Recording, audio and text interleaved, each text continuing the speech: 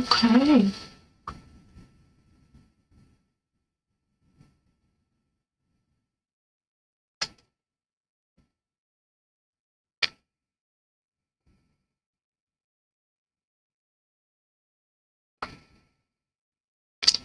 Hey guys, let me know if you can see me. Let me know if you can hear me.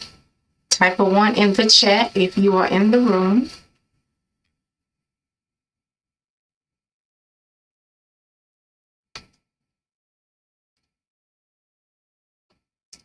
Type a 1 if you are here. Let me know if you are here with me.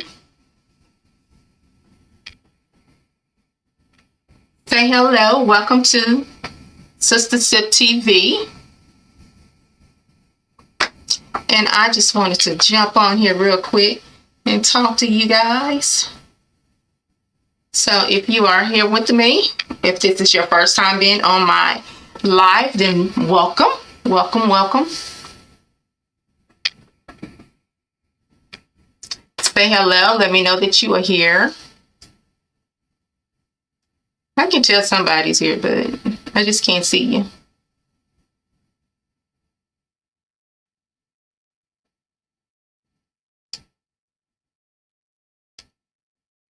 Oh my goodness. Type a 1 if you can hear me. Just let me know that you can hear me, because I want to make sure that I'm not having any issues.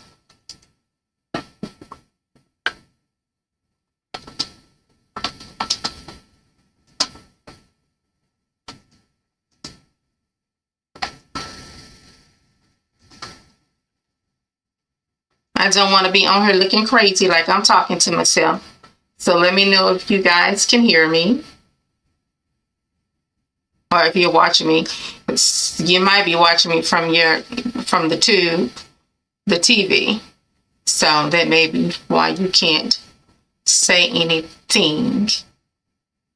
But I am here because, like I said, how I grew my channel from 32 subscribers to 124 subscribers in less than a month. And I know for some of us, it takes a minute to actually grow these freaking channels. Oh my God. It's definitely a challenge if, you're trying to grow your channel. And I'm telling you, I have looked at so many different channels since I've been YouTubing, and I haven't been YouTubing that long. I mean, literally, this channel has been up since I think September the 29th was sometime in between there. They haven't been up that long, but it's kind of like growing rapidly now, which is a great thing, because I mean that I'm reaching more people. But the biggest thing when you are trying to grow your YouTube channel is building a community. Oh my God, it's so important to literally build a community of people that's already here on YouTube and other small content creators, and just building your community and supporting each other. It has been such a huge blessing for me. And I promise you, if you do it that way, you find that you have so many things in common with so many people. Like I have came across people in other countries, and man, I tell you, just hearing some of the stories, talking to some of the people in other countries, one, we are blessed. But two, it's still a lot of the same power struggles when it comes to the government and all that kind of stuff. So we're kind of going through some of the same things, but you will find that you have more in common with people than you actually know. And that's exactly what I am finding out. And then not just that, now that YouTube has actually changed it, where you don't have to have 1,000 subscribers. I think you don't have to have 1,000 subscribers now before you can actually monetize. I think it's dropped down to like 500 subscribers to monetize. They've been changing a few things. So I am trying to get my subscriptions up to get monetized, but not just that. I absolutely enjoy meeting new people. It's like it's a beautiful thing, meeting new people. But how I grew my channel within such a short period of time is community and connecting with other YouTubers. And once you start building that community, you start finding that you have more in common with people. And that is about the quickest way to really grow your channel, because I don't think that going viral is going to actually work. I think you have to work harder at having, viewers. If you go viral with one video, somebody might watch that video and that's it, that's all. But I'm trying to build my channel up so I can talk about some real stuff other than the P Daddy story. It seemed like everybody is just connected to this story, but that's a whole nother topic, because that story is connected to a whole lot of people, and that's probably not going to get in trouble like he is. But I have found that the biggest way to grow your channel is through community. And I'm also finding out that doing exactly what I'm doing now is going live, because you still have to have those 4,000 watch hours. So what I'm learning from the community that I have been growing with is they are going live all the time. And that's how they are gaining subscribers. I don't go live like that. I usually just, I'm working hard at just putting videos together. Jeez. And that's time consuming too. But just going live. And some people I'm learning, some people are doing silent streams. So they will literally go live,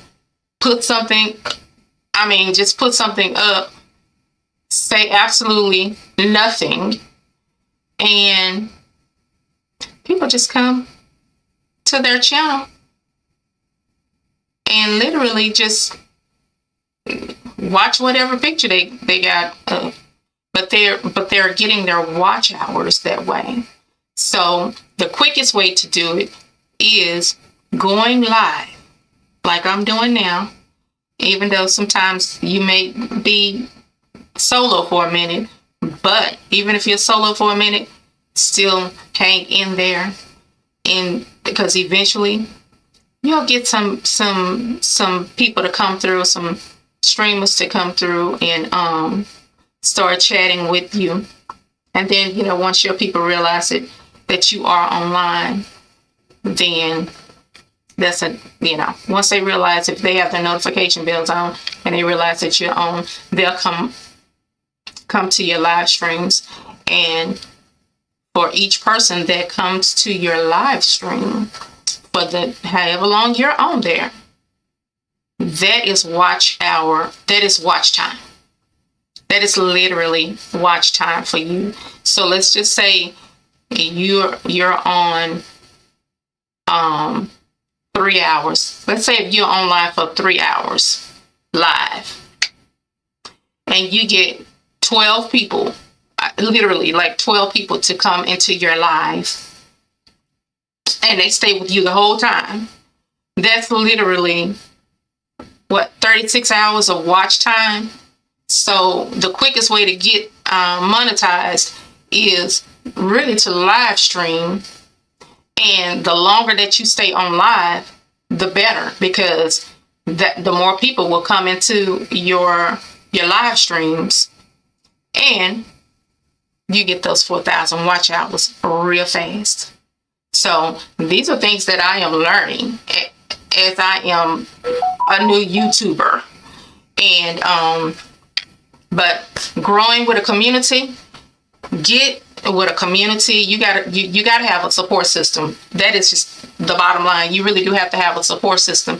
And what I am learning is, no matter how many people that you tell that you know that you have a YouTube channel and come support your YouTube channel, what I am finding is that your biggest supporters are strangers. Not just on your YouTube channel. Shit, that's in your businesses and everything else. And I don't understand that. Why, people that you know won't support you the way that strangers will. It's something that I've just really never understood.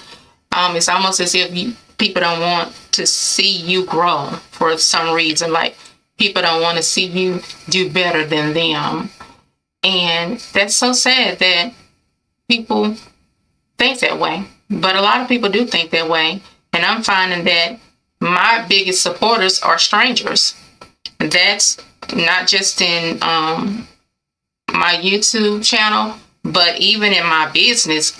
My biggest support system is strangers that literally become like family, because my YouTube community that I'm growing with is literally becoming like family. Like, we look forward to engaging with each other, seeing how your day has been going. So, and it's a need out here for that. Hi, I know if you are here, welcome to the channel. Welcome to the channel. I appreciate you coming in, and just say hello. Let me know that you're here. But yes, I am finding that doing this YouTube thing, and even with my business and fashion, that people don't support you like you would probably support them, or you think that they will support you. You can sing it to the masses, and I tell you, I don't know, humans are just funny like that, I guess. But I have noticed that a lot of people are growing their channels really by just strangers, and getting to know strangers. You find that you have so much more in common than you probably think. So yes, I have grown from 32 subscribers to 124 subscribers in less than a month. And most of it is because of the videos that I have been posting. But I have found that when I do a live, I do have more people from my community, my YouTube. Well, you know what? I'm not going to even call it my YouTube community. I'm going to call it my YouTube family. Because literally, that is exactly what it is. It's your YouTube family, and they come in and they show love and support, and they want to know what's going on in your life, or want to know what's going on in your country. And I absolutely love it, because I want to know what's going on in their countries and stuff too. I'm finding out so much stuff about other countries, just especially in like South Africa. Man, one of my YouTube family members was talking about how the men over there in South Africa treat the women. And it's so crazy, because literally it's no different than being over there than being over here. Because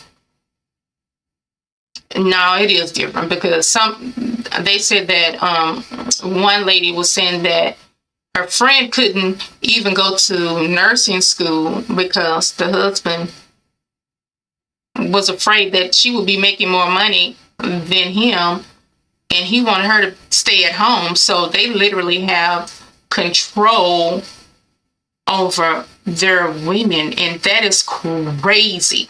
And then they can even, if they want to put them out, they can put them out and send them back to their parents' house. Like, it's crazy. And if you don't have a job, or you're not making no money, he is just like making a way for everybody, and he decide that he don't want to be with your ass no more. He can literally send you back to your parents.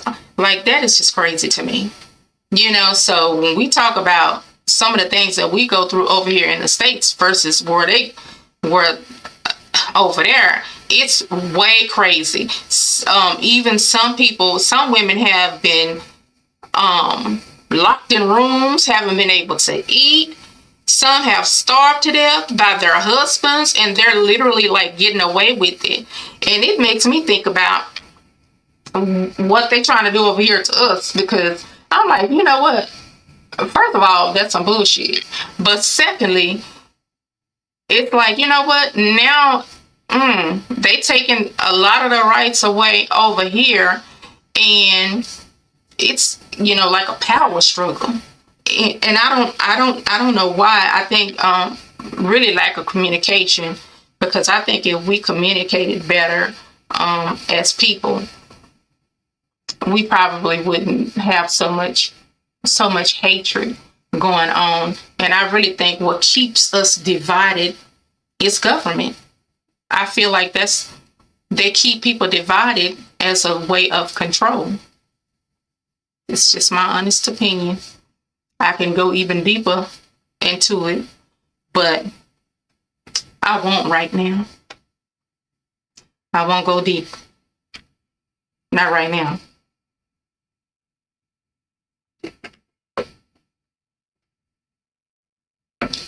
But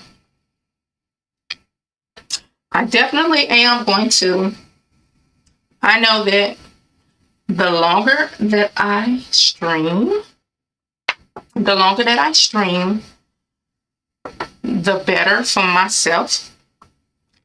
So as you come on in, I will talk to you. If when you come in, just say hello. But I know that live streaming is the way to go to really get those 4,000 watch hours up. If you're trying to get monetized, if you're not trying to monetize, it's whatever. But a lot of people that are on YouTube right now, they're literally monetizing.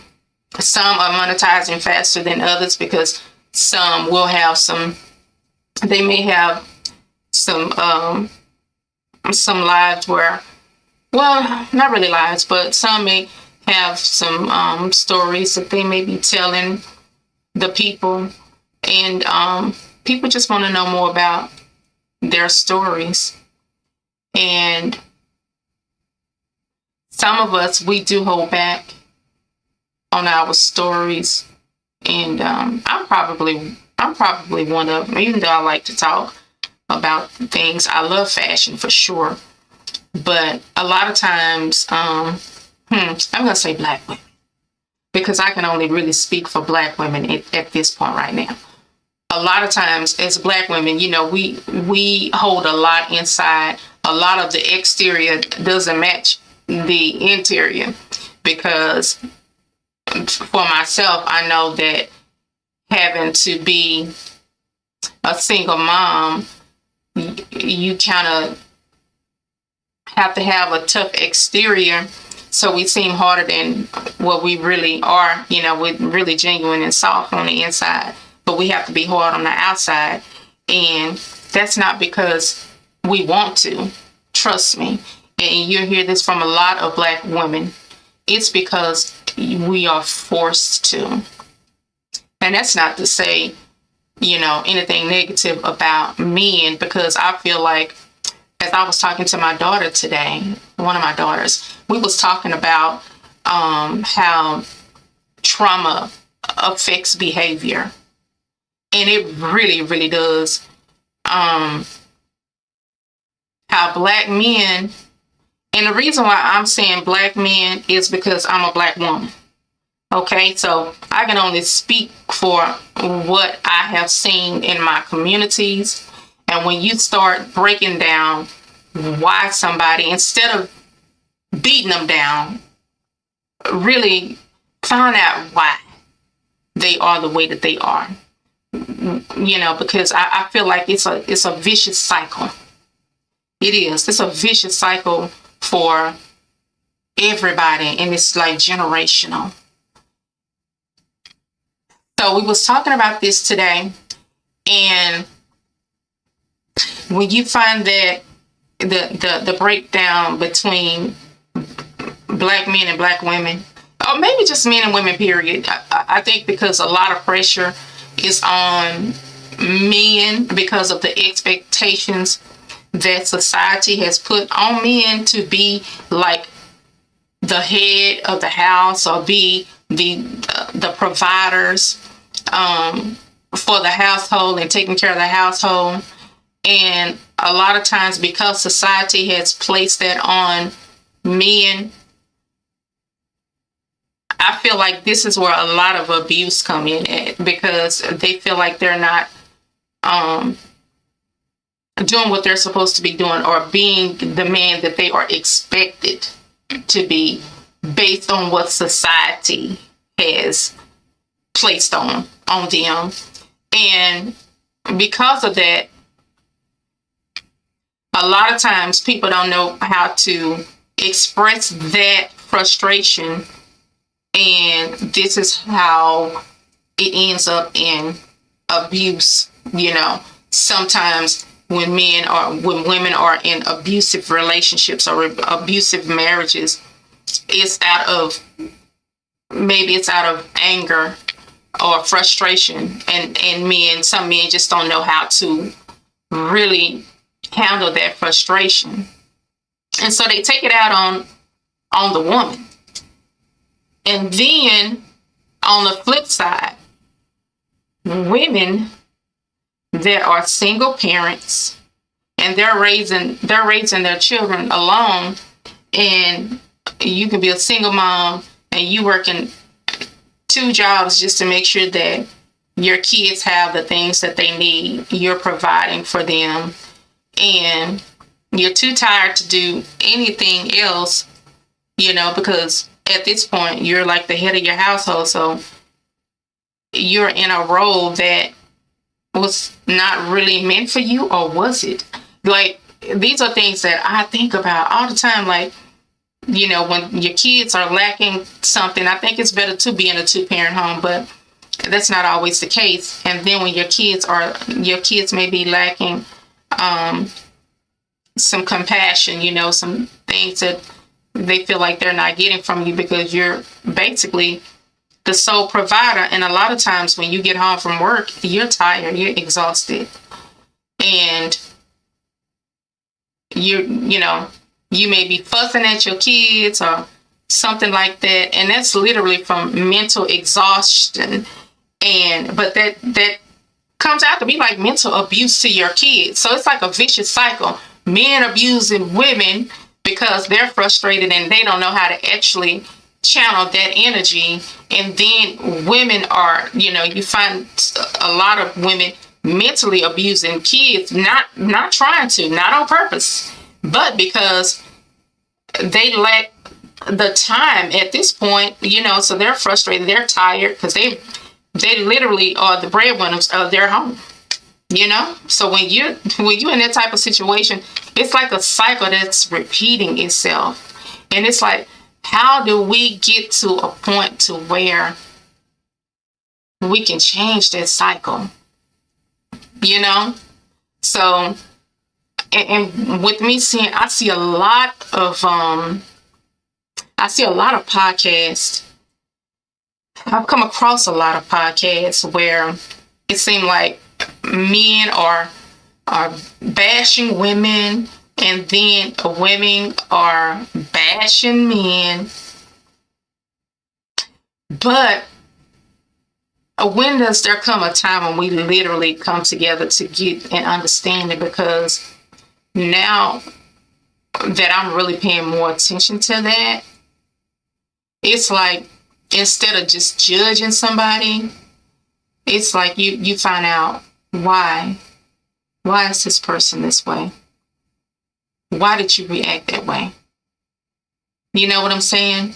So if you can get to the root of problems instead of judging, I think that it would all be better for all of us, and then we can stop a lot of the generational things that are happening, especially when it comes to us as people of color, because I know a lot of the disconnect is it's generational, and it's like you don't have an outlet, you don't talk to, you know, you may go to a friend before you go to family because of how you think family is going to react to some of the things, you know. And we've always been taught to sweep things under the rugs. I don't care if it's some abuse or whatever it is.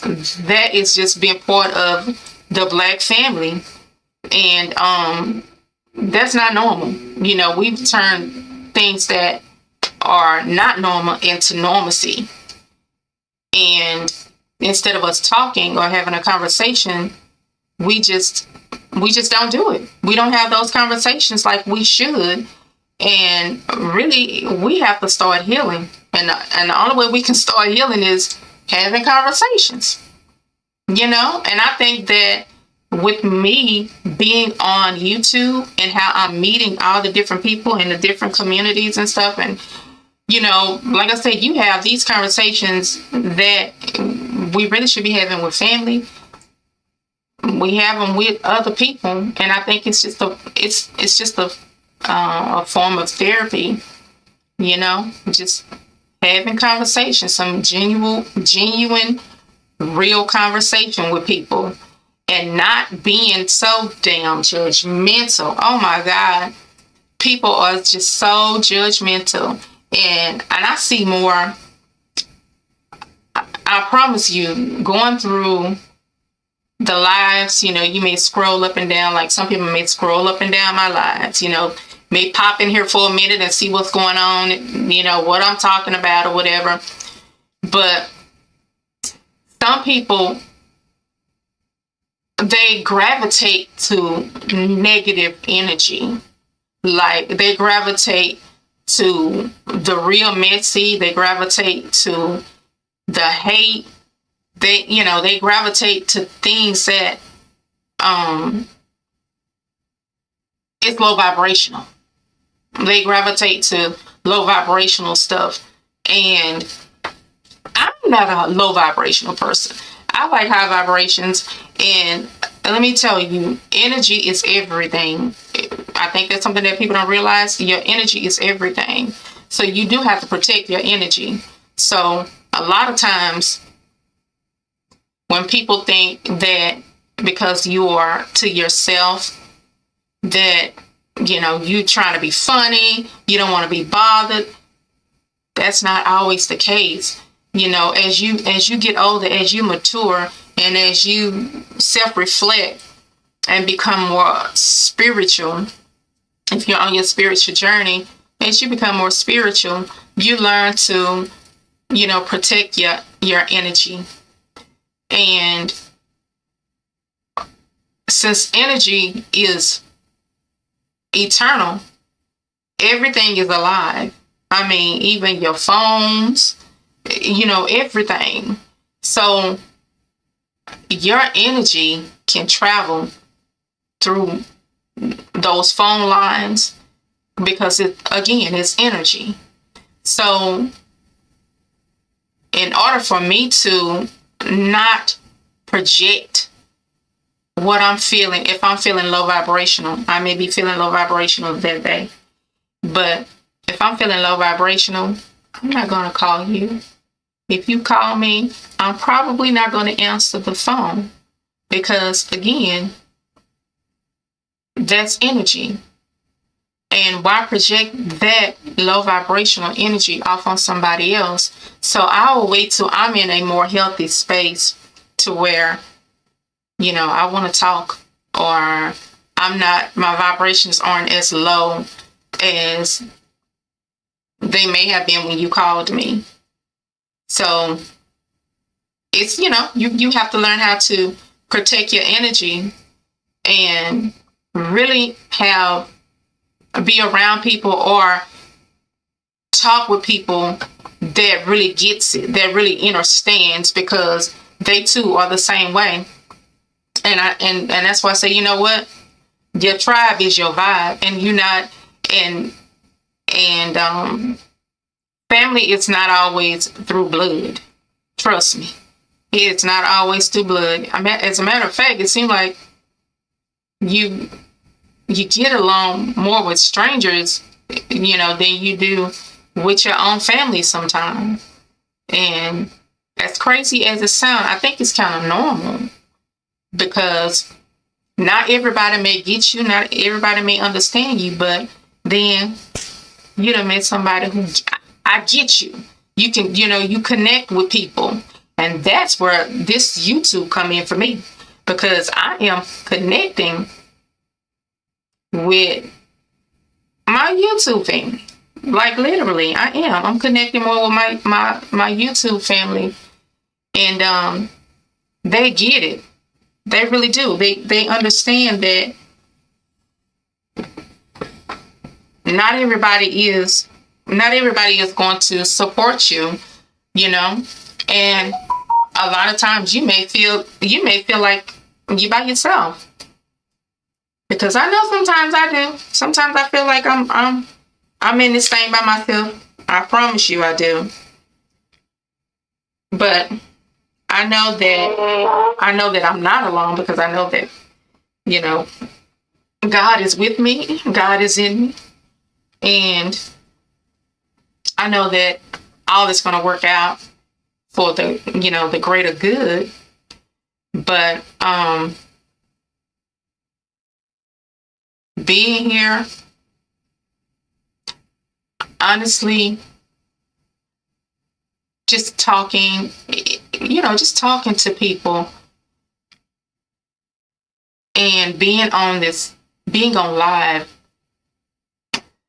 it's not something that, hey, MK, it's not something that I'm really, really used to, being on live and streaming live. I can get in front of a camera, and if I'm doing some fashion or something like that, I can get in front of a camera and take some pictures. I can get in front of a camera and, do a video, but just a video. A live stream is something totally different. But I guess the more that you do it, the more comfortable you will become in doing it. But like I said, talking to my community family and just connecting with my community. Well, I call it my YouTube family, because they're more like a family and not just a community, So you get to talking with like MK and Famous. It's just like those particular people that you catch their lives all the time, and literally you just really get to know people. That's the way that you really get to know people. And you literally become like family. And I am finding that this is definitely the way, if you want to grow your channel, is get your YouTube family. You have to have your YouTube family. And I'm grateful for my YouTube family and just connecting with people from all over. It's therapeutic too, especially if you got a lot of stuff on your mind. Sometimes people may be talking about some of the things that you may be going through. And that's just a, reassurance or a reminder that even though you're going through those things, you're not the only one that's going through it. So don't feel like you're alone. You don't have to feel bad, and I know that this growing your channel, if you just starting out, it can definitely be depressing, and you definitely want to give up. But don't give up. You just got to keep pushing. Keep pushing, because I didn't think that I would gain I didn't think that I would gain 60 some subscribers in just a matter of a couple of weeks. So that was amazing to me, because I mean, on my other channel, I'm still stuck. I've been having that channel, but I wasn't using it either like that. I wasn't coming like right. I wasn't coming on that channel. I wasn't even like, I would just use it for, I may post some fashion every now and then on that channel, but like maybe on my not my YouTube, but on my Facebook, I may have like over 6,000 followers on Facebook. But even when you have over that many followers on Facebook, and it could be people that you know, people still don't support you. Like, literally, people don't support you like that. And because, of course, I don't know 6,000 people per se, but I know a lot of people. Like, I know a whole lot of people.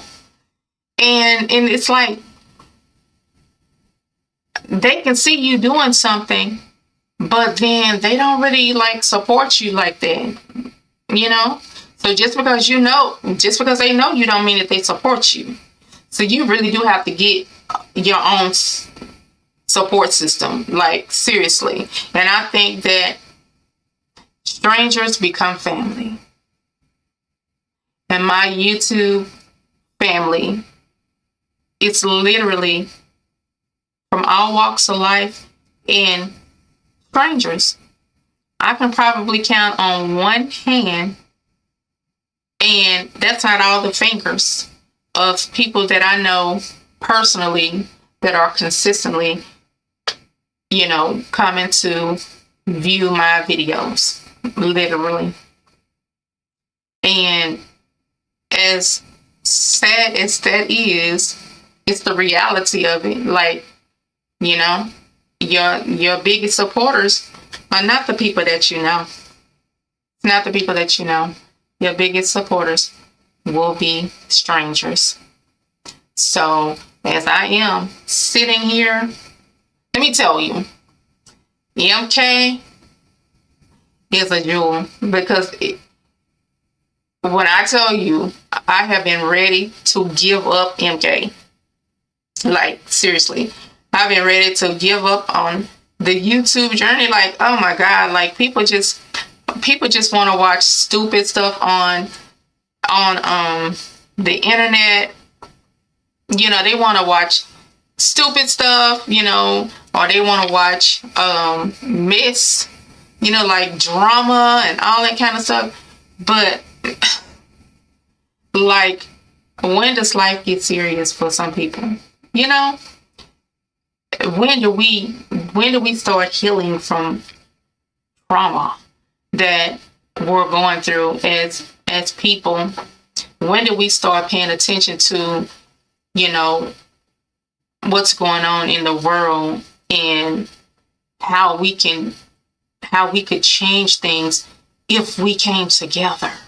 Like, if we came together, we can make a powerful punch. You know what I'm saying? Like, I think about those kind of things. How can we change it for us now, and then for the generations to come behind us? Because honestly, it seems like it's not looking that good sometimes. So it's cool sometimes to see some things that are funny, because I've seen some funny stuff too. But I feel like that's what more people are engaged in. They're engaged in stuff that it just doesn't seem like it matters to them. It's almost as if, to y'all, it's like you can be looking at something. Let's just say if I was looking outside and I saw a whole city burning down, right? I see a whole city burning down around me, but I look over here and they like zombies. They don't even see. Y'all don't see that shit going on over there? Y'all don't see that shit burning over they be so caught up in other stuff, like, be caught up in things that doesn't matter. And I don't know if that's just part of the play, if it's part of what people have just became so nonchalant about the real things that are going on. And it's kind of scary when you think about it, though. Like, people not really paying attention to, like, the real stuff. They so busy on the stuff that does not matter. And then when it comes to government, because I know a lot of young folks don't really pay attention to government like that, but they don't pay attention to it until it affects them, or affects somebody that they know, right? And I've had to break that down to, I have broken it down to my Gen Z child, and made her understand it a little bit better, and how the branches of government work, and how it really starts in your own state, and who you're choosing to represent you, because really it is the states that makes the rules for the people in that state.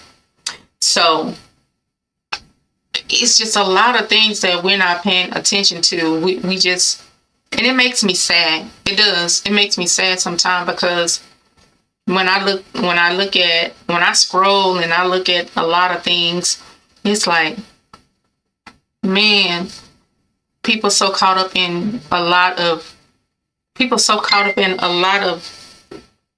craziness in the world. Like, it's so many things that are going on, and that's why I appreciate my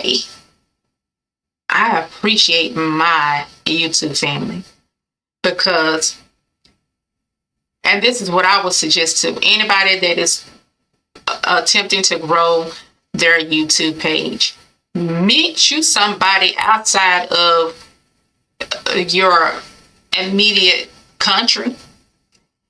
Meet people in different countries and learn about what's going on in their countries, and how they live in, and the things that are going on in their countries, because mainstream media is not going to tell us. That's just the bottom line. Mainstream media is not going to tell us what's going on. They're going to show us what they think is necessary to show us, but they ain't going to tell us the truth.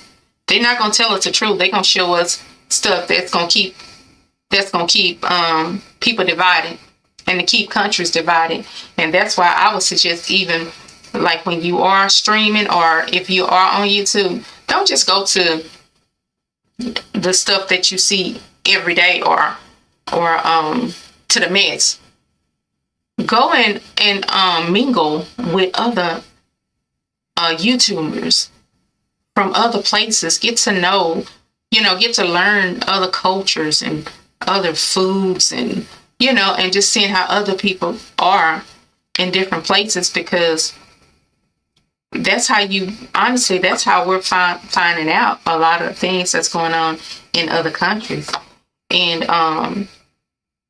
honestly, I think it's important for us to do that, because, child, I'm finding out so much stuff about other countries that I didn't know.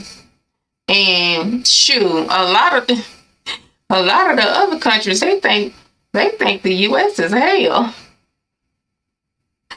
But I promise y'all, if you are viewing me from another country right now, don't drop no bombs on us. It's not us. It's not all the people in the U.S. It is the government. It is not us.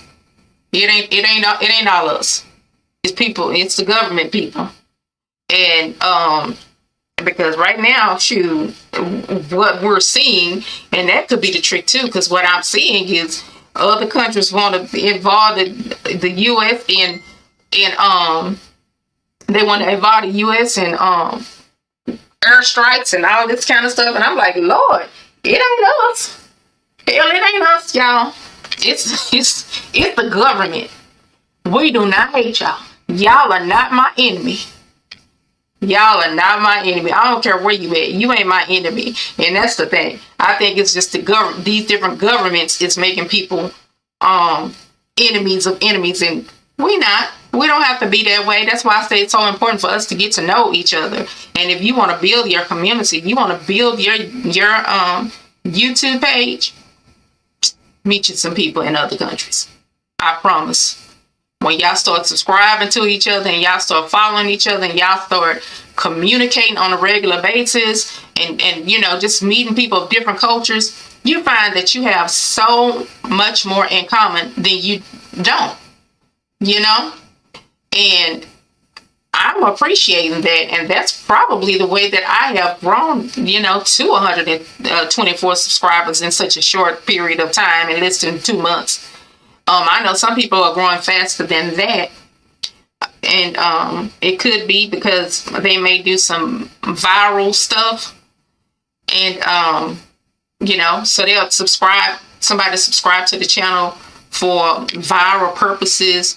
But then at that point, they're not really engaging. And if you're not engaging, trust me, if you're not engaging with your subscribers, YouTube will see that. And YouTube will literally take subscribers off of your channel. Yes. YouTube will take subscribers off of your channel. They will drop them. And so literally sometimes some people have to start from scratch. And I've heard that too, that some YouTubers, they had big channels and they ended up losing their channels, and they may have had over 100 and some thousand subscribers on their channel, but then they lost it. It could be for something really small. So you have to be careful about that too, about what you say on YouTube, how you say it on YouTube, certain things that YouTube algorithm doesn't like. But the most important thing is, if you are going to subscribe to someone's channel, make sure that you are engaging with them, not just subscribing to the channel, but literally engaging. And for me, that's important, because if I'm subscribing to your channel, I'm not just subscribing to your channel. I'm subscribing. I'm looking. I'm engaging. I'm learning. And that's the best way to really keep your subscribers, and then even get more subscribers, because a lot of times when you do it that way and you're talking about something, if you're talking about something that really matters to people, I'm telling you, they will share it. They will share it with their friends, and because that's when you find out how much you have in common with people. And that's why I say, you have more in common than you think with other people. And I'm absolutely learning so much on here. Now, MK, I don't know if you knew this, but YouTube has dropped the number of subscribers you have to have in order to monetize. It was at 1,000. You have to have 1,000 subscribers.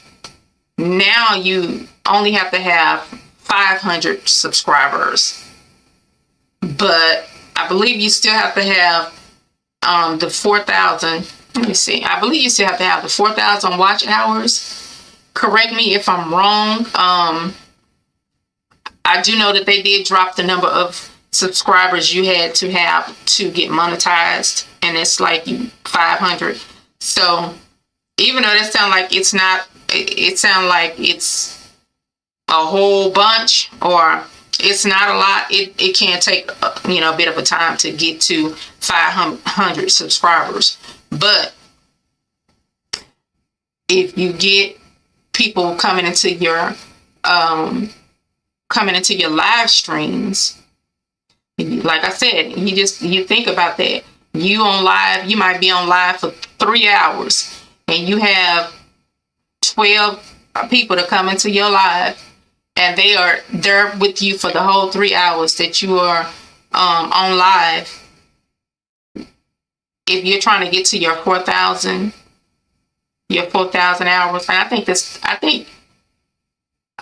that the hours are more important than the number of subscribers. I really do. I think that getting the watch hours is more important than having the subscribers, because I can have 100 subscribers to my page, and as long as I have 4,000 or more watch hours, I can get monetized just like that. But of course, you want to have more people engaging on your channel, and talking about things that matter to you. Because a lot of the things that matter to you, trust me, you're not the only one that it matters to. You will find that it's a lot of people that are going through some of the same shit. And right now we're going through some shit. I'm not going to even front and act like I'm not, because I know I am. I probably need a real drink. But I won't drink right now. But it is crazy. It is easy to get. I mean, it is easy to get some subscribers if you're building a community. You get with your community, go to their lives, and then from their lives you can meet other people from their lives, and then y'all connect and subscribe to each other's channels. And then you go to their lives and they come to your lives, and then they're connecting with other streamers too, and then that's literally how you're building your channel. It's that simple, though. It is. And what's also important is just being authentically yourself. Excuse me, just be yourself. Like, I'm sitting here in my office by myself, chilling, and this is me. This is what you're gonna get all the time. I like to be cute, and it's just, you know what, I feel like if I look good, I feel good. So yes, I definitely like to be cute. So a lot of times, if you catch me, honey, I'm gonna be cute because I feel good when I look good. Yeah. So I can just sit here and I'll sit here and look into a camera, and I pose for you. If you just want to look at me, look. Hell, I can do a silent stream. I'll do a silent stream and just sit here just like this.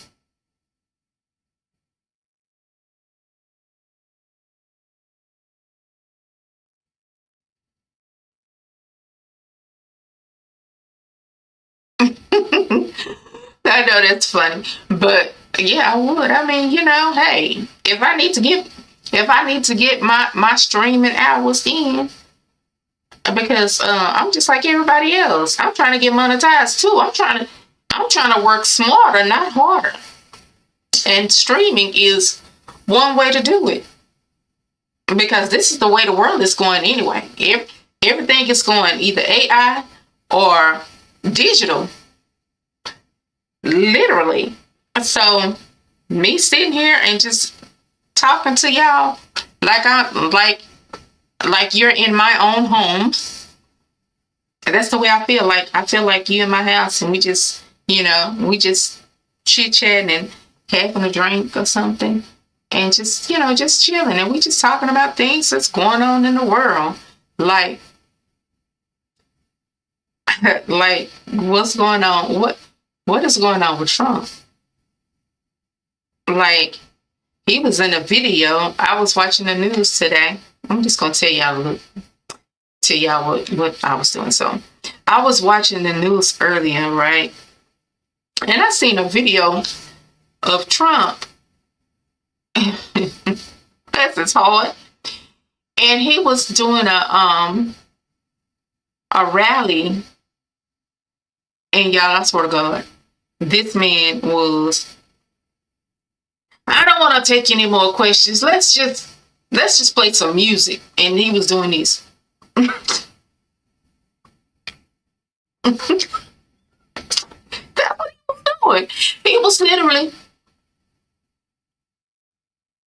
But he want to be the leader of the United States. Like, what the hell? And then I heard this, one of his attorneys, it was, he got all these cases that are going on right now. Hey, famous. Like, Donald Trump got all these cases that are going on right now. And, okay, so one foul. Why his attorney get on TV yesterday, y'all, and said one of those secret files? Why the hell he said that Trump was sleeping with it, and the man said that he was using it. He was using that file, top secret file, to cover the blue light in his to cover the blue light in his room, because it was bothering him when he go to sleep at night. I'm like, what the hell? Now, anybody believe that? Yes, MK. Well, I don't know if she here or if she stepped out. But why does man say that Trump was using the top secret file, sleeping with it in his bed to cover the blue light from his phone at night? If that is not some dumb ass shit, I don't understand. Like, I don't understand. Like, I just don't understand. And we talk about, this is the person that want to be the president of the United States again. Like, this some shit. I don't know. Like, if he win, we in trouble. I don't know what other way to say it. We in trouble. Please make sure y'all vote, because I can't. I mean, we done been through enough. I swear, I feel like I done been through enough. And when I seen this man at a rally, he don't want to take no more questions. He just want to dance.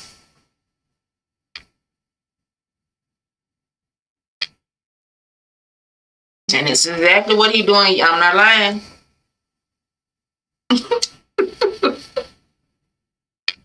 I'm not lying. I swear to God, that's exactly what he was doing. And they was playing music. There was nothing about no policies, none of that. It was just craziness. So, like, I'm like, yo, what the hell we gonna do? Like, after me seeing that, I'm like, Lord, I need to drink. Because ain't no way. Ain't no way. Ain't no way this man can be the president or nothing. He just needs to be the president of his house or whatever. But for a whole country, we in trouble if he win.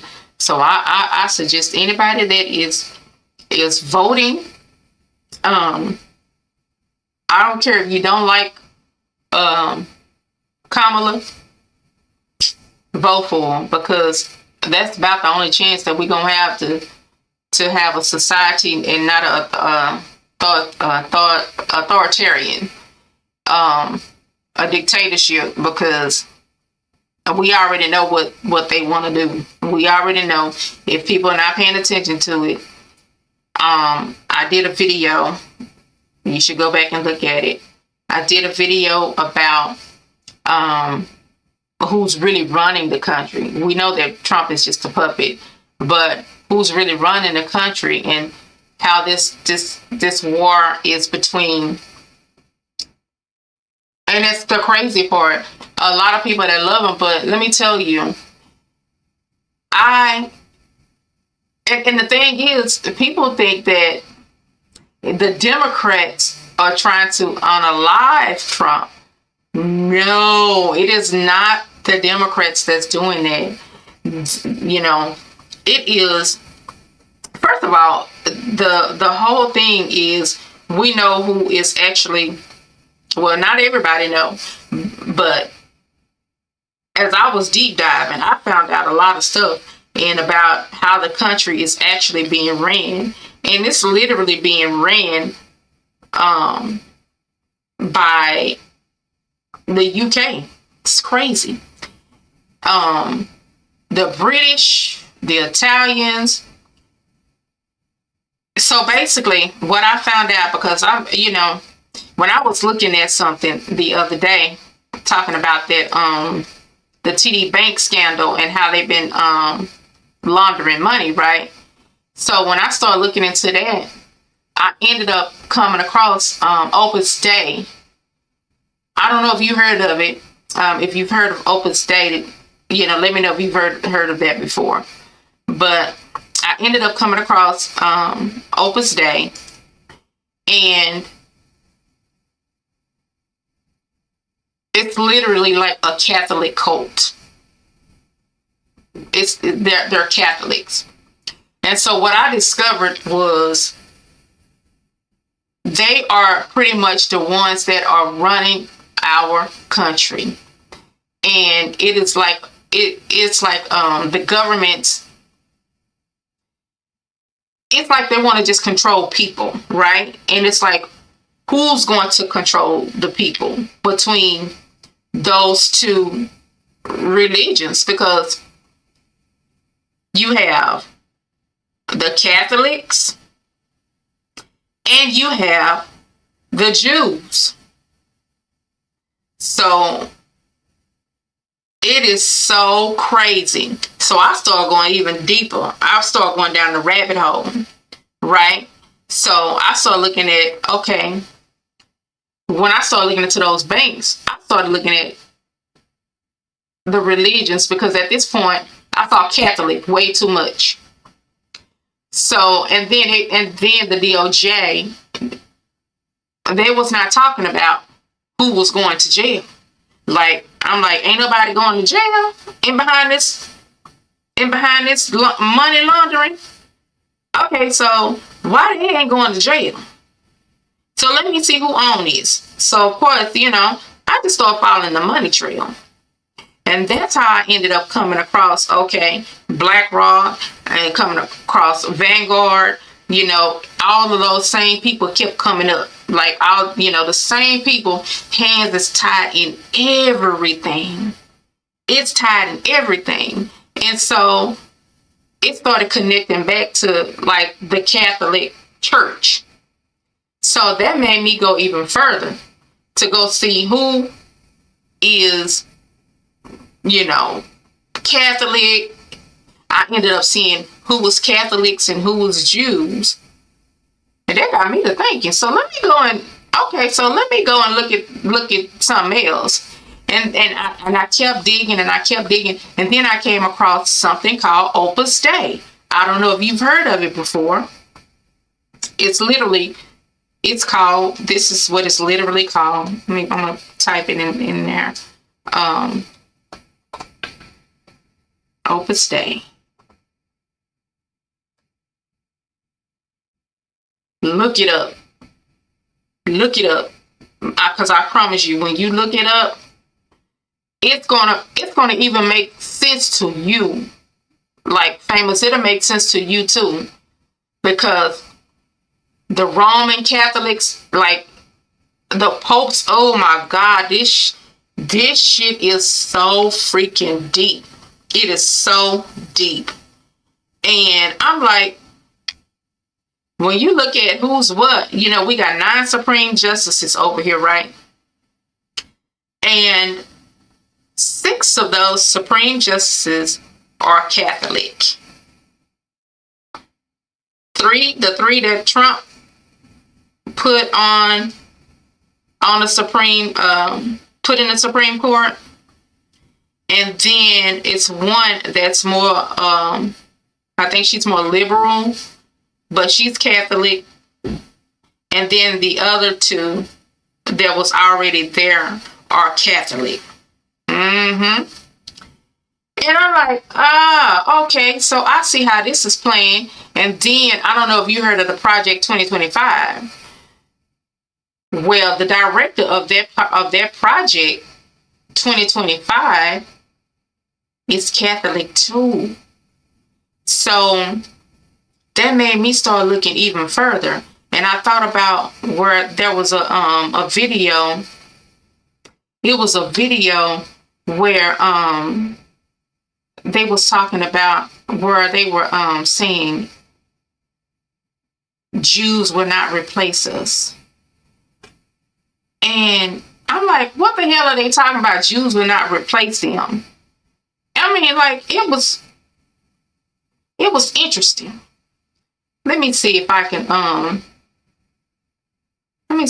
pull it up in my browser. I'm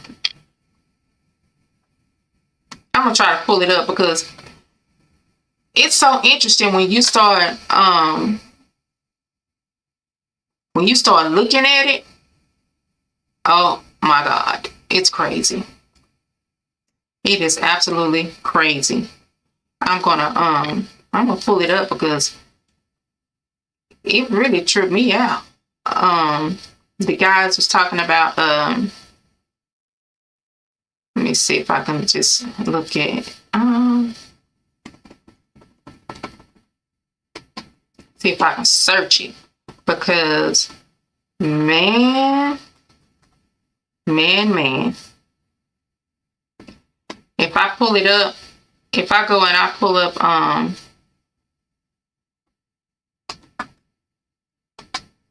see if I can pull it up.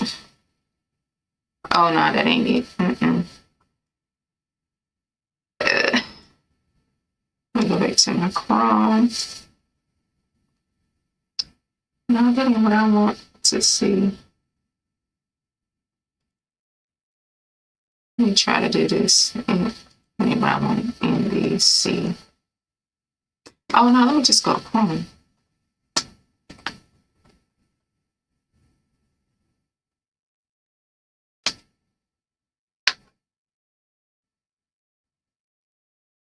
If I can pull it up. I don't know. I gotta learn how to use this thing because I don't really know how to use it. Pull up these files and stuff on my go to the internet from this thing. That's one thing that I do need to learn how to do is go to the internet.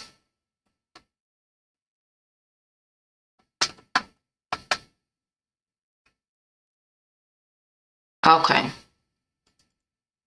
So in my Google,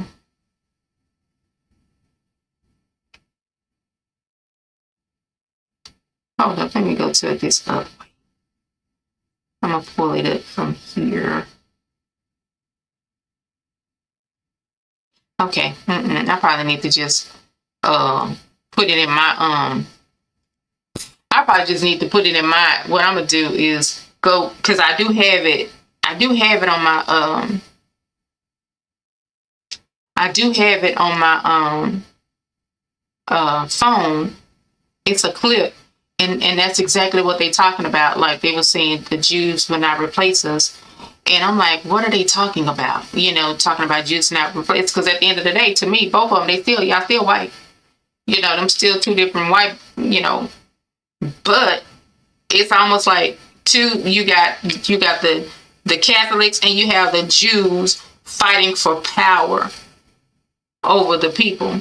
So it's not, you know, because, you know, I've been hearing all this time, like, we're in a holy war. You know, wordplay is everything. So we're not in a holy war. We're in a whole lie war. And it is a war in power. And who's going to have the power over people? Who's going to have the power over people? And right now, I'm gonna say that it's the Jews, and they talk about and they talk about what's going on with Puff Daddy, and you see, like, with Puff Daddy, They talking about trafficking. They talking about messing with, minors and all that kind of stuff. But then when you go and you look at who is in control of all of this, like I started Googling the religions of the top execs of the entertainment industry. That's what I did. I just started Googling who the top execs was of the industry. And when I Googled them and I pulled them up, I found out, I started looking at their religions, right?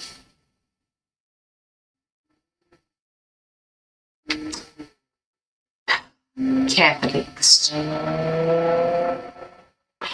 And remember, it was the Catholic churches that,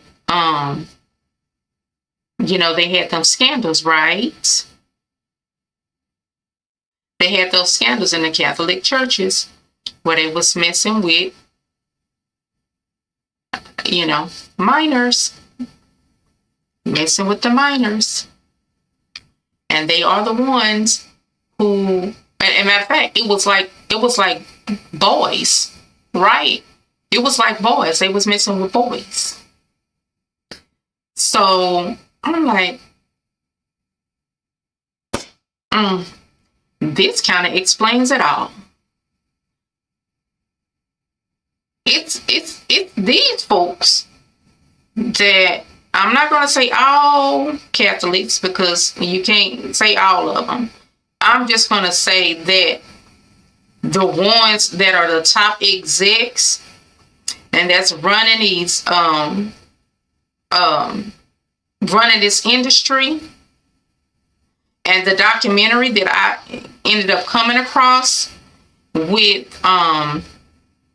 Opus Dei, everything that Trump is saying, like all the things that he is saying, he's like mimicking what these people do. So it's like he is the puppet to these puppet masters. But I think that I really think that they the ones who trying to take him out. And because this one man in the documentary, he was saying that, that they have so much money, they're not in a hurry to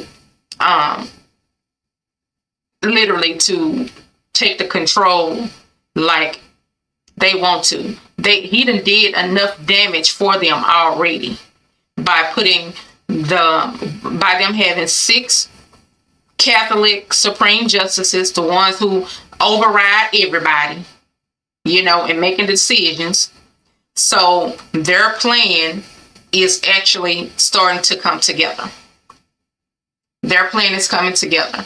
So I'm like, this is some bullshit. This is really some bullshit. So, but yeah, that's interesting. So if y'all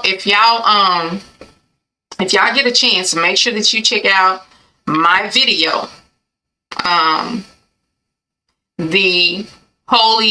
the government holy war, aka whole lie war. So when you check that video out, I want y'all to go check that video out, and definitely we can have another conversation about it because it's that deep. It's really that deep, and I don't think that a lot of people are paying attention to how deep this goes. But yeah, we gotta start waking up. We do have to wake up, because at the end of the day, like I said, this literally has absolutely nothing to do with God. It don't have nothing to do with God. It just has everything to do with the power over people. And that's why, for me talking fashion, because I can talk some fashion. I love fashion. I'm a stylist, and I do my fashion, but at this particular moment, yes, I am definitely focused on my fashion. If you are looking for something beautiful to wear, get at me. That you unique. That's the letter U, the word unique. Fashionboutique.com. Check me out. Hit me up on Instagram. Same name. And we can talk fashion. I can talk fashion all day because I love fashion. But I know that at this particular moment in time, we have a whole election going on, and literally our lives depend on it. You know, our ability to, for freedom of expression, freedom of how we gonna love, or who we gonna love, or when we gonna love. Because I just heard that a young lady, because of the rights that was put in place, that was taken away, the Roe v. Wade, a young girl that was can't say a certain word, but she's a young girl under the age of 14. I think she's like 12 years old, 12 or 13 years old. And she was raped. Yeah, grape. She was raped. And she was forced to have the baby. So now her parents are being forced to help her raise a baby by someone who literally took control of her and did that to her. And now she have to live with that for the rest of her life, literally for the rest of her life, with a baby of a person that she don't even know how the baby came to be. So it just made me feel like the reason why they're doing these things are, I don't feel like it has anything to do with nothing other than control. Just having a control and over women. Men having control over women, because I would say a lot of, whoever is voting for Trump, as far as men, then I would say that it's about control. You can't say that it's about money. I'm going to tell you why you can't say that it's about money. I am going to show you why it's not about money, or why it's not about what he has done for black men, because at the end of the day, he ain't did shit for y'all. Y'all just don't realize it. So, and what I'll do is just show you why it ain't what you think it is when it comes to him. I'm going to pull it up, and I'm going to read it to you so you can see it for yourself.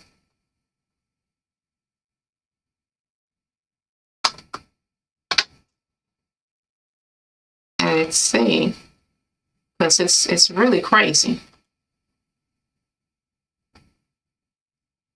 Let me see if it's in here.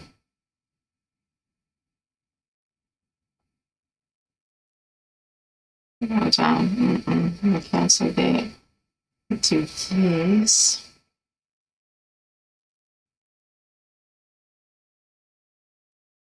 Because I want you to know, it's, people be looking at the wrong things. And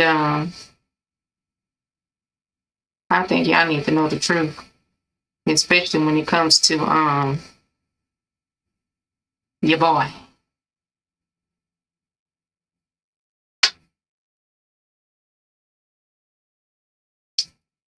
What did I do with that file? Let me see.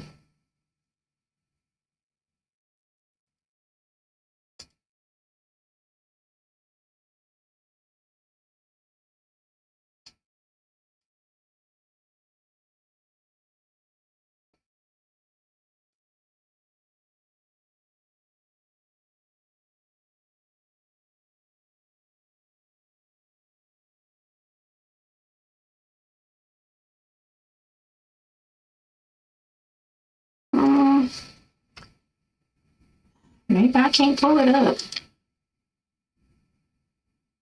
Oh, let me see.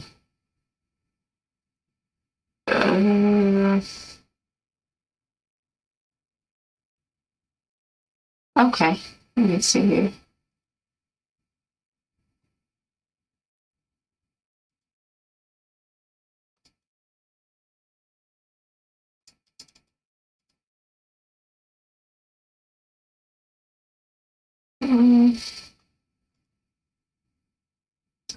Dang, I can't even pull it up.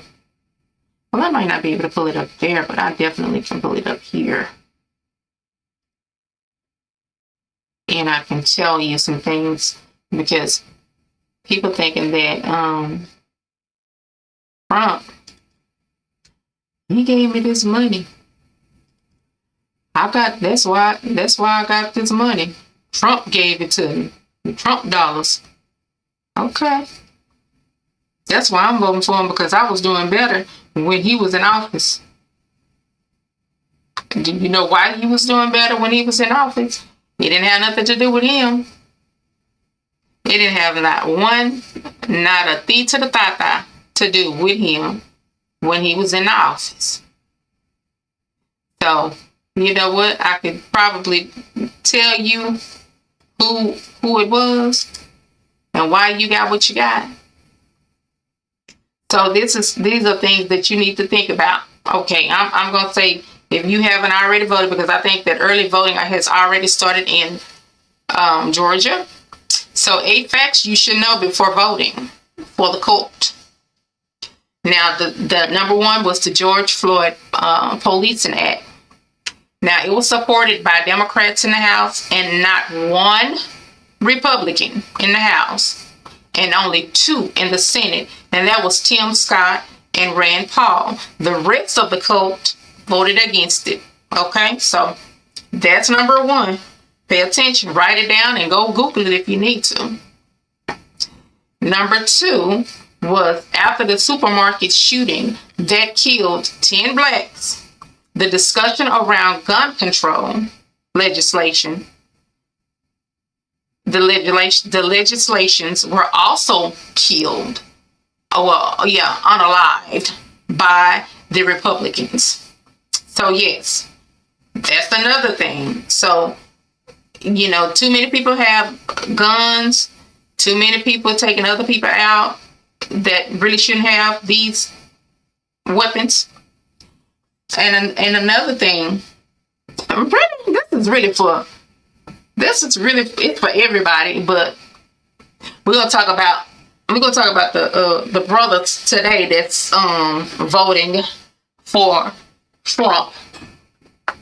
Just so you know, the renaming of the Confederate military bases. The Republican senators killed that bill. Just in case you didn't know, the American Rescue Plan, which is when COVID was going on, and you got that money, that stimmy, not one Republican in the House, and only one Republican senator, and that was Susan Collins, supported the bill. So that money did not come from Trump. And that's to all my Trump lovers. All my brothers that's Trump lovers. So y'all need to know these things, because I think a lot of people is getting it twisted. That plan, it did not end. He was not a part of that plan at all. And then like the FEMA with the hurricanes and stuff that's been going on. The FEMA, which is typically included in broader appropriation bills, was voted against by who? Republicans. So think about who want to see you in poverty. Okay? So when you casting that vote, think about who want to see you in poverty. Because it's not the Democratic Party. It's the Republicans, because they're the ones voting against everything. And then even with the Infrastructure Investment and Jobs Act, it was bipartisan, with the majority of Republicans voting against it. Yes, Republicans are the ones who voted against that. So, boom, there you have it. And when it comes to the HBCUs, okay, that's been a question. Okay, who has given more money to HBCUs? And so I'm going to just break it down to you. Under Republicans, in total, estimates 255 to over 400 million. That's it. That's all. Under the Democrats, and Obama was $4 billion alone over an 8-year span, making it $508 million a year, with an additional $1.7 billion under Biden. So you think about that. Those are things to think about when you go out here and you going and supporting people because you're thinking that you got this little funky check or something was doing better for you during the time that we were in a whole crisis, a whole bunch of people dying. And the money didn't even come from that person. Boy, I tell you. And then when it comes to, not just that, when it comes to how many Black federal judges have been appointed over the years by party. We're going to break it down by the parties. The Republicans, I'm going to break it down even further, not just by party. I'm going to say by president, party and president.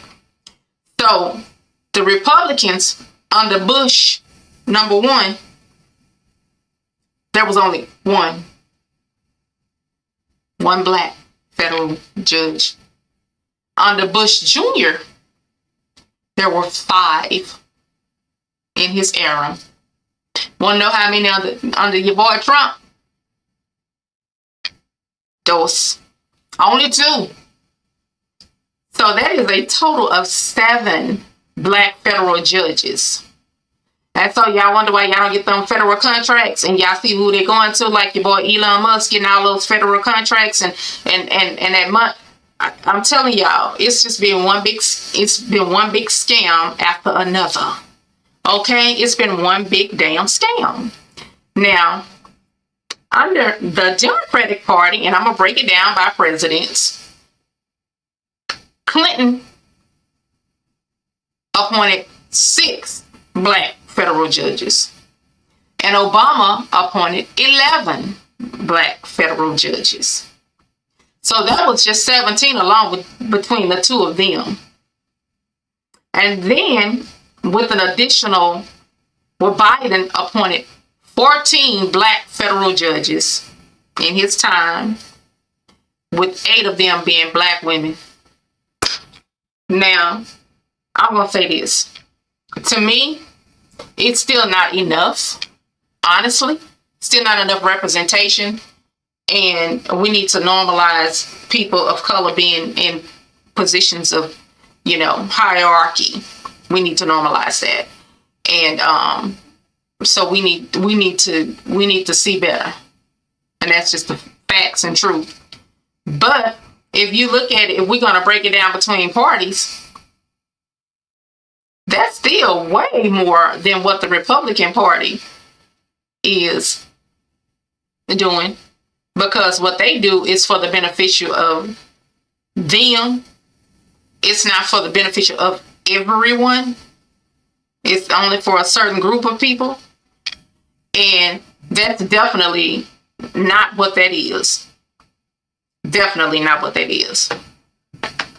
I don't know who this is. Somebody's at my door. And I need my daughter to get in.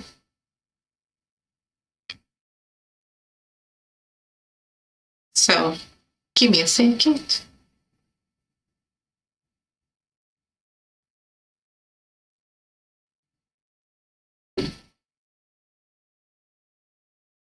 Hopefully, I'm so sorry, but I have to do this.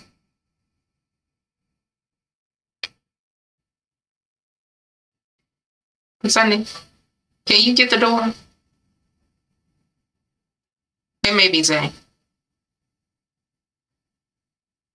Thank you. I'm on live. Okay. Sorry, guys, but I have to do that. But yeah, so When you think about the parties, you think about who has done what. I just broke it down. I just broke it down to you. So when you think about that, that's how many judges? 31, 32 versus 7. That's we talking about black judges up under the parties. So yeah, nothing is fair at this point. Absolutely nothing is fair. And we just make the best of what we have. But we can do better. We can do better, and we can demand more. And that's a fact.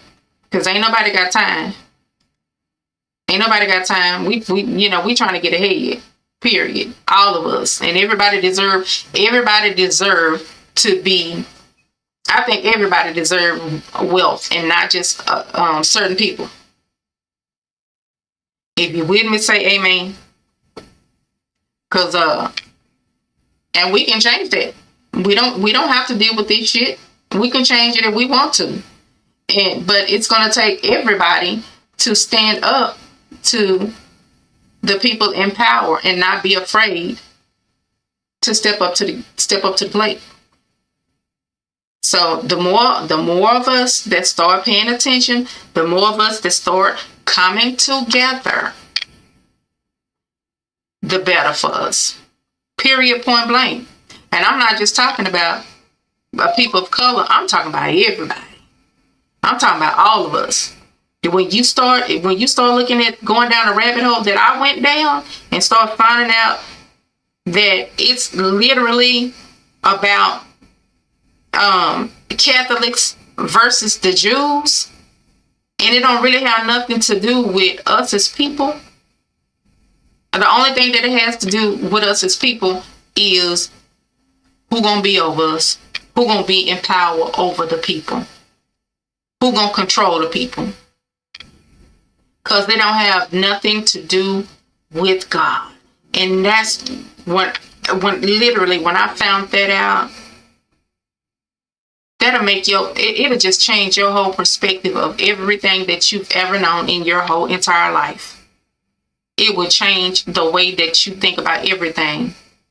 All you have to do is just start looking. And it took that whole bank scandal, the TD Bank scandal, for me to start probing and doing some research, and found that out. You know that old saying, "Hey girl."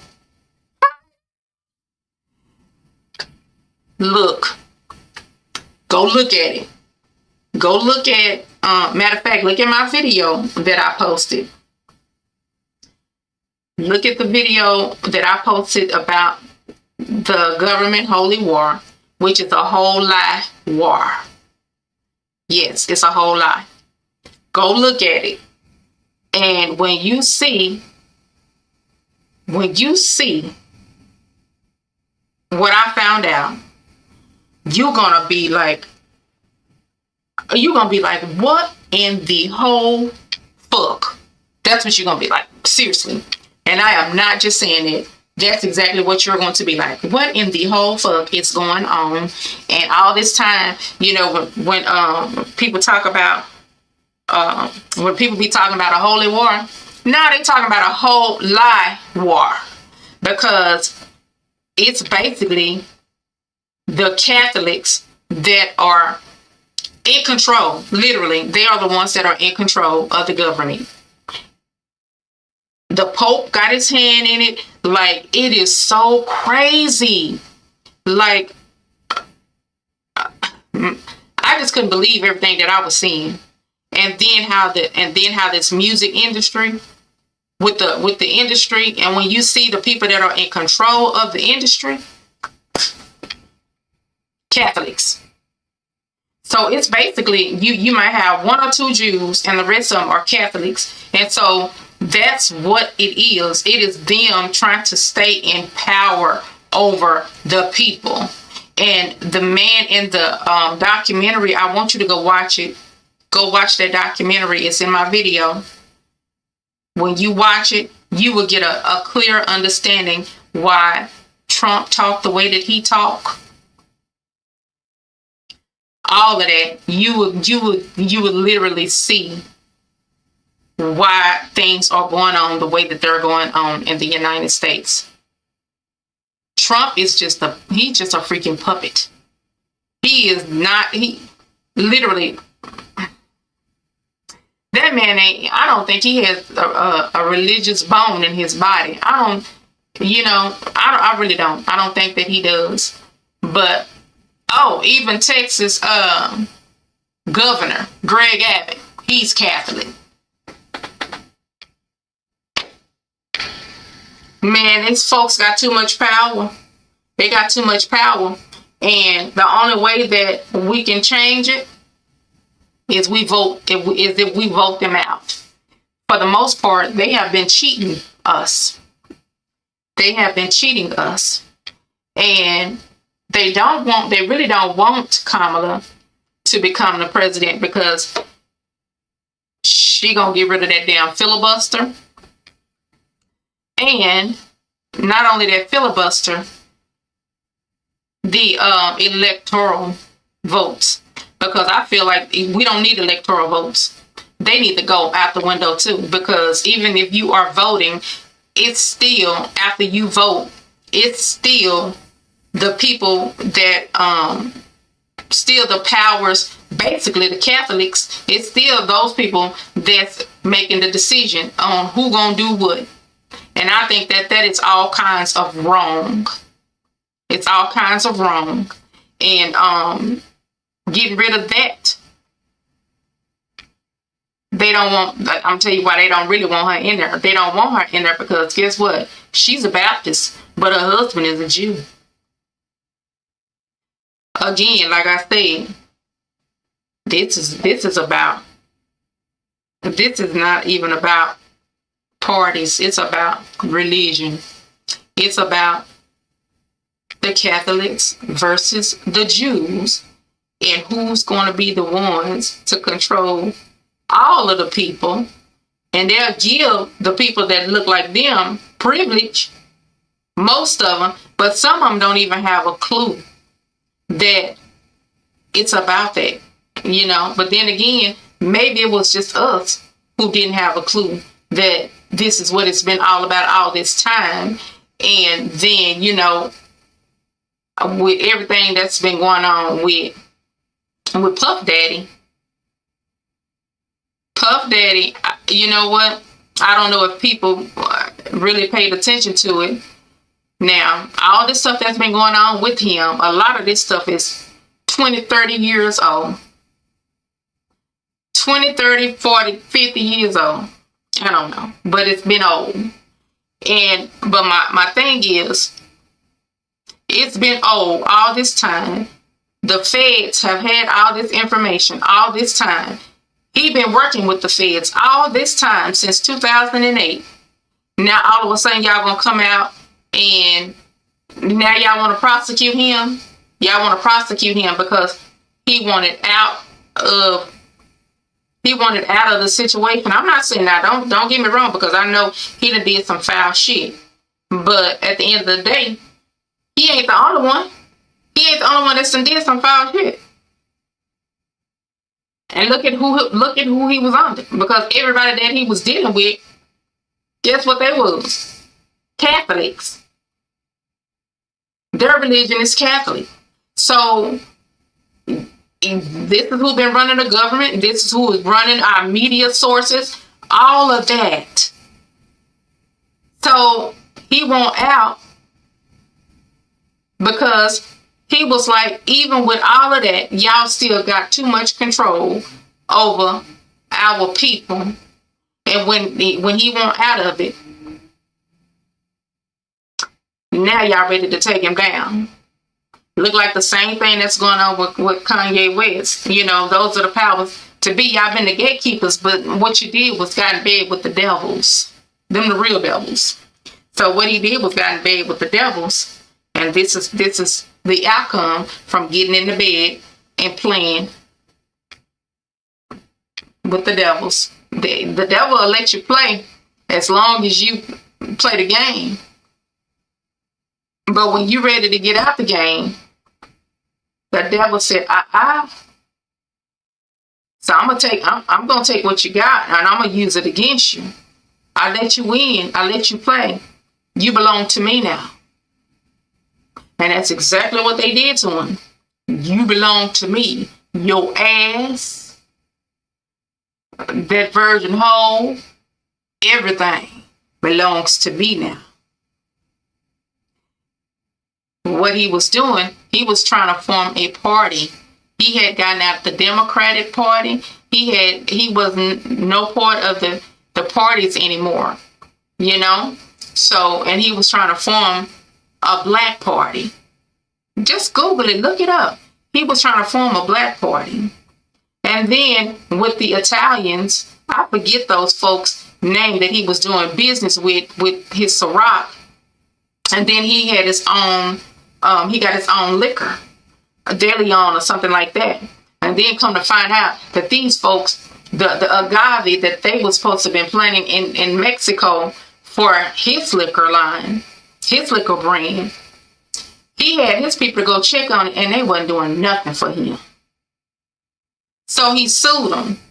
Now, ain't no freaking way they didn't know what the hell was going on with Cassie. I believe the government the feds already had that tape of Cassie. I just believe, honestly, this is my own opinion, and you know what, this is alleged, and it's my own opinion, and I can say what I want to say because I'm entitled to my own opinion. I believe that Cassie was paid by those Italian people. I do. The people that Puff Daddy was making all that money for. I believe that she ended up getting paid by them, and because they wanted to take him down to everybody that he wanted to get out the bed with was ready to take him down. But what he said was, oh, this how y'all gonna play it? Okay. But guess what? I wasn't the only one that was doing it. And if I'm going down, then all y'all asses is going down. Because it ain't right for me to just go down and take the rap for everybody else. And I believe that he should take. I believe he should tell it on everybody. And I believe he should expose everybody. I believe he should expose them. Because you know what? When you start exposing the people that do this kind of shit, then people gonna be looking at them funny, and they not gonna support them like that no more. And if that's how you gotta break this system down, and stop putting your money that you work hard for into these, because basically it's just going back to the execs. All the money that you making, and if you supporting these people, it's going back. Look, I'm gonna be straight up. It's going back into the hands of the Jews and the Catholics.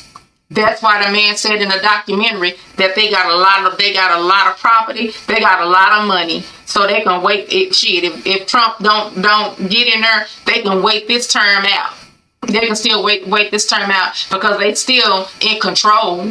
They still in control. That's why the bank, the TD banks, that's been doing all that money laundering, ain't nobody going to jail because BlackRock, Vanguard, all of them, they got their hands in it. And they're not going to send these Catholics to jail because they the ones who's putting the money, investing all the money into everything. That's why I say it is so deep. And the thing is, I'm not going to say that people are dumb. Just people are blind to what's really going on until you start exposing it. And then now it's coming out more because, okay, so you have Jaguar Wright. She been talking about this stuff. And see, like now, people are really paying more attention to Puff Daddy's case. They paying more attention to the case. And then you see all these lawsuits that's been coming up on him. And like more and more people are coming out on him. Well, if more and more people coming out on this man, guess what? And then a lot of this stuff is so old, it's making a lot of people like,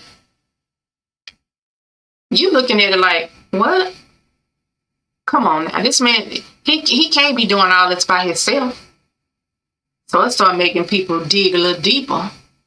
And when you start digging a little deeper, my reason for digging deep didn't have nothing to do with Puff Daddy. It had everything to do with the damn DOJ press conference the other day. And when I didn't hear them say nothing about these banks getting in trouble.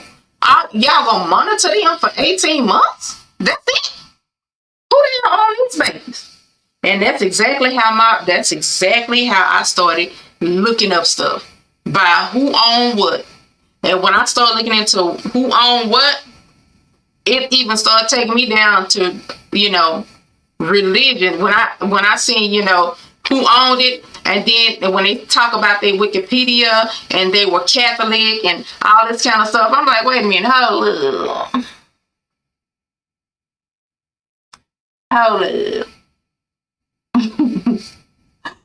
That made me want to know even more. So I'm like, okay, so this is deeper than that. So me, with my little self, my little investigative self,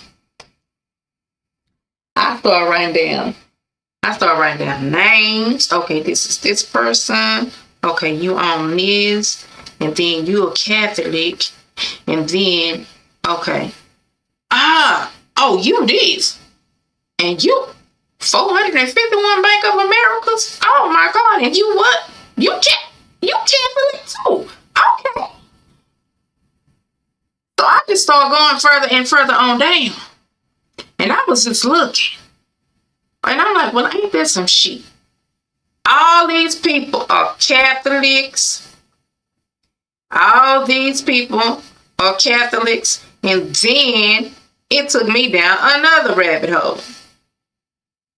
Opus Dei. I put it in the chat. Look it up.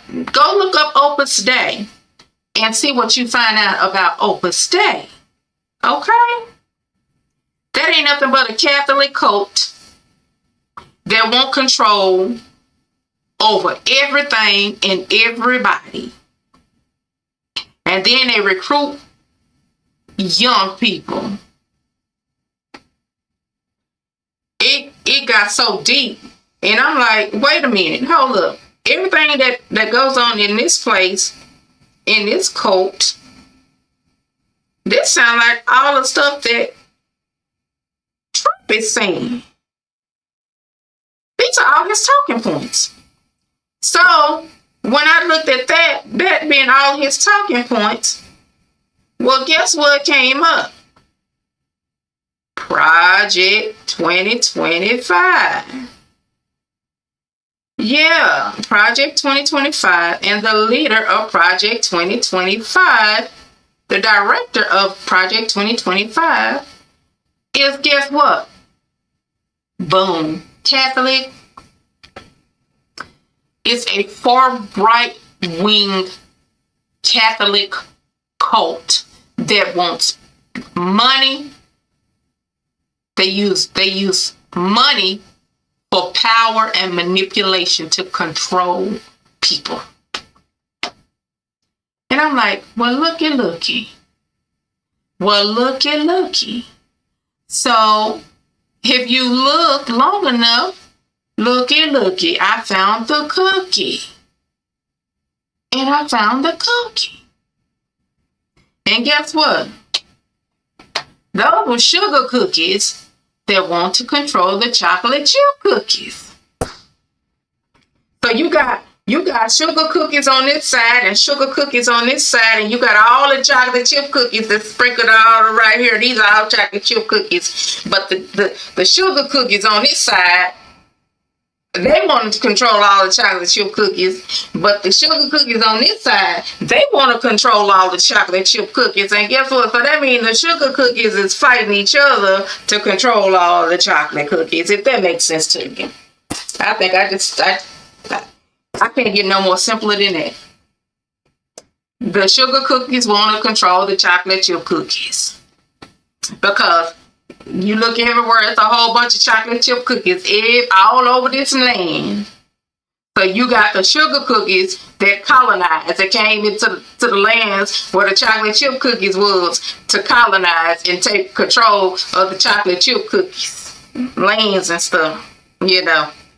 And so they start, assimilation and so their mental program, and that's how, that's how indoctrination got into the situation. Because before that, all the chocolate chip cookies, they were spiritual. They was spiritual. So you got these sugar cookies that want to control you, and they're using this to control you. And then you got them sugar cookies that want to control you, and they're going to put that fear in you. And the chocolate chip cookies done lost some of their, spirituality. It's so deep. It's so deep because all because of the damn chocolate, all because of the damn sugar cookies want to be in control of everything. But now, you know what? I know that this is a double-edged sword with this internet. The internet is it's a double-edged sword. It's a double-edged sword because the internet is exposing. The internet is exposing a lot of stuff, right? Yeah, that. And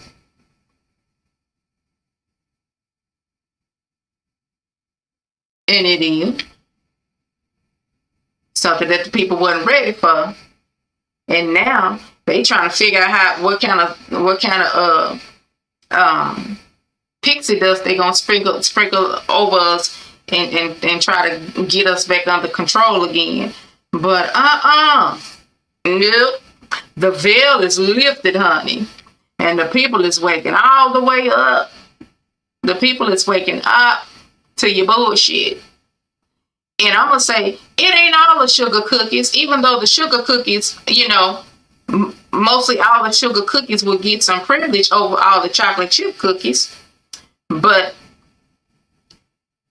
some of the sugar cookies don't realize that they really treating y'all like the chocolate chip cookies, making you feel like you the sugar cookies, but y'all really the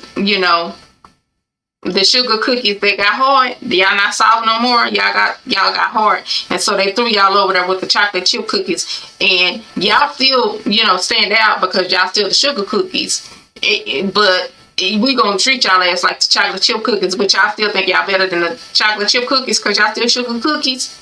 But y'all gotta realize that even though you a sugar cookie, you still gotta deal with everything that the chocolate chip cookies deal with too. Yeah, those sugar cookies and those sugar cookies too. Yeah. Oh, we gotta go over here with the chocolate chip cookies. Yeah. Y'all got to go over there with the chocolate chip cookies. But y'all still, y'all still gonna get a couple of things better than the chocolate chip cookies, but not that much. It's just certain things that y'all can get better than the chocolate chip cookies. But y'all still, y'all sugar cookies, but y'all consider chocolate chip cookies. That analogy.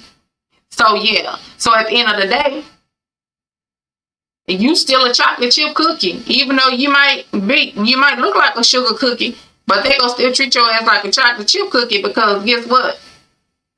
It's only certain sugar cookies that's gonna get all the money. It's only certain sugar cookies that's gonna get all the money. Y'all ass is still gonna be treated like chocolate. Now I might be nicer to you, but you still a chocolate chip cookie when it comes to this money. Ain't that cold? That's some cold stuff right there. That's cold-blooded. But until everybody realizes that is what's going on, nothing's going to change. So, you know what? if I got to come on here every day and remind the chocolate chip cookies and the hard sugar cookies that's been thrown away over there in the batch with the chocolate chip cookies, or what them soft sugar cookies is doing on this side and on their side, I will. And I will. Because it's like they're the ones that's making people, using people for their own personal gain. And making people, hate people for no reason. Literally. Because we're literally in this thing together. And honestly, if those hard sugar cookies got on board with the chocolate chip cookies and told the chocolate chip cookies, y'all do know that this is what's going on, because a lot of times a lot of chocolate chip cookies won't listen to the chocolate chip cookies that that stand out, the square chocolate chip cookies, because they're not the same, they're not in a circle, so we're not gonna really pay attention to them. If y'all listen to the square chocolate chip cookies, you'll know that this is what's going on, because this is what the square chocolate chip cookie been trying to tell y'all that's all this time. I'm just saying. So if I gotta come on here and I gotta talk about it every day, or I gotta remind people every day of what they really doing, or what they're really trying to do, then I will. Because it's even deeper than that. It's even deeper than that. Because I'm not going to even tell you what I done learned about the boule. Yep, I done learned some stuff about the doggone boule. And the boule, and that's some good old chocolate chip cookies. That's some good old chocolate chip cookies. That's the soft chocolate. Okay, so the boule is, from my understanding, from what I've watched, the boule is like the soft chocolate chip cookies, and all the rest of them is hard chocolate chip cookies. Yeah, I'm just saying that's from what I watched, the little documentary on the boule. So all my family and all of my friends that are part of these fraternities, y'all got some explaining to do. Because according to the documentary that I was looking at on y'all, on these fraternities, y'all gatekeepers. Y'all gatekeepers for these people. If I'm wrong, tell me I'm wrong. But I don't think I am, because everybody can't be saying the same thing. I'm just saying. So I'm gonna need y'all to, let us know what's going on. Let the hard chocolate chip cookies know what's going on with the soft ones. I mean, you know what? At the end of the day, we might be a little bit more crunchier, but we still a chocolate chip cookie. So let us know. Let us know. I want to know, because y'all got some explaining to do. I didn't say explaining. Y'all got some explaining to do. Y'all got some explaining to do. Because from what I done seen about the boule, I don't know. That's definitely not a cool situation. So yeah, that's another, and that's a topic of a discussion for another night. But as I wrap this up, I wanted to stream for at least a couple of hours. I think I've been on for like 2 hours now, so I can get my watch time up.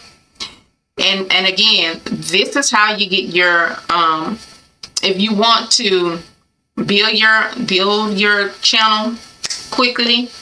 The best way to do it, hey Journey, the best way to do it is good night, is to get people, build your community build your community up. Get with people. I'm telling you, strangers will become your family very quickly. You will be talking to strangers and you'll find that you have so much more in common than you think. You can find out so much more about what's going on in other countries and the things that mainstream media is not telling you. And so once you start going into their lives and you start connecting with other people, before you know it, you'll start getting new subscribers. You'll start getting new subscribers. Those watch hours will go up. And like I said,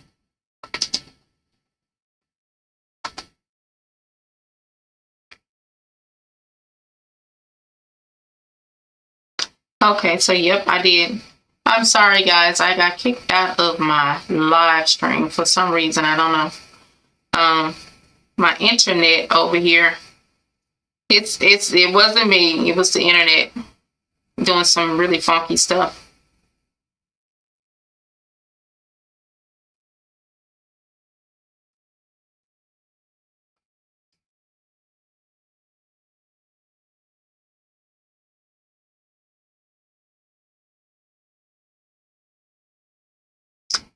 Guys, I got kicked out of my live. So I guess maybe that was my cue that I probably need to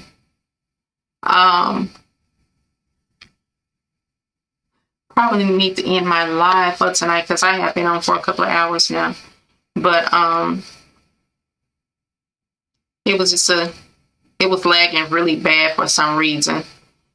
But I do thank you guys for tuning into the live. And remember, the best way to get your subscriptions up, or to get those watch hours, is live streaming and connecting with your community. Community. I don't know how many times I can say that. Community is everything. Community is everything. So start meeting people. Start connecting with new people. And when you start connecting, once you start connecting with new people, you'll see those people will start connecting you to other people in their live streams. And again, I do believe that it's 500 now. You only have to have like 500 to instead of having 1,000 subscribers and 4,000 watch hours. All you have to have is 500 subscribers and 4,000 watch hours now. So that's a plus.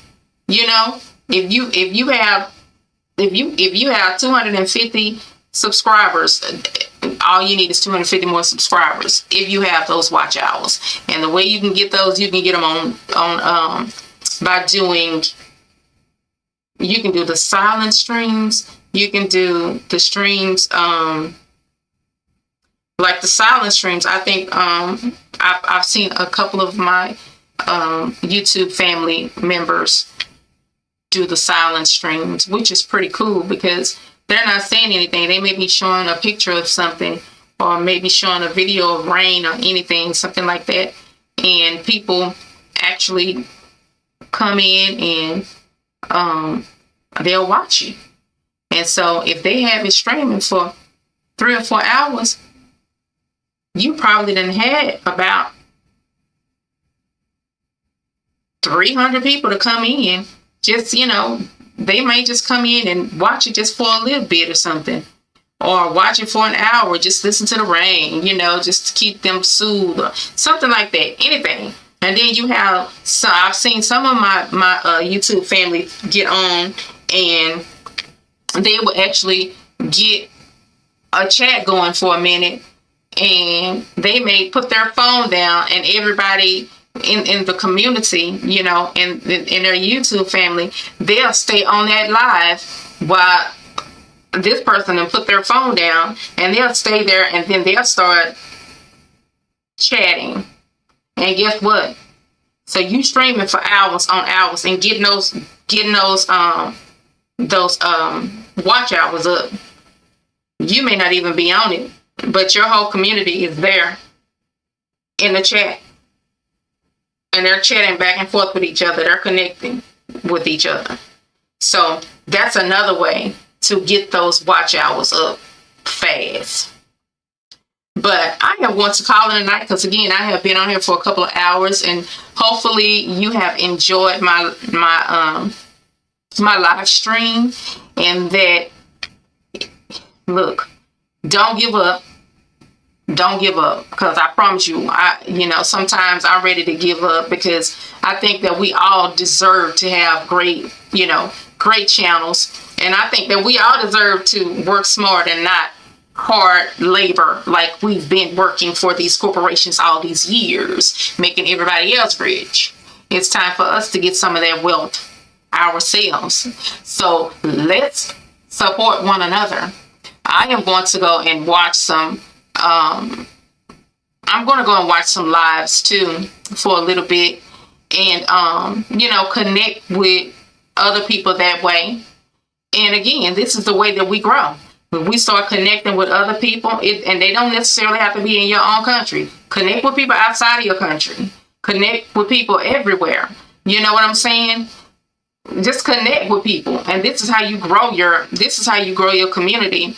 And once again, I will say that you have more support from strangers than you do from the people that you know. So allow those strangers to become your new YouTube family. And I hope that you come across my live and become a part of my YouTube family, and we can connect. So I look forward to connecting to you guys. Until next time, you guys have a good night. Make sure that you hit that like button, subscribe to the channel, and share.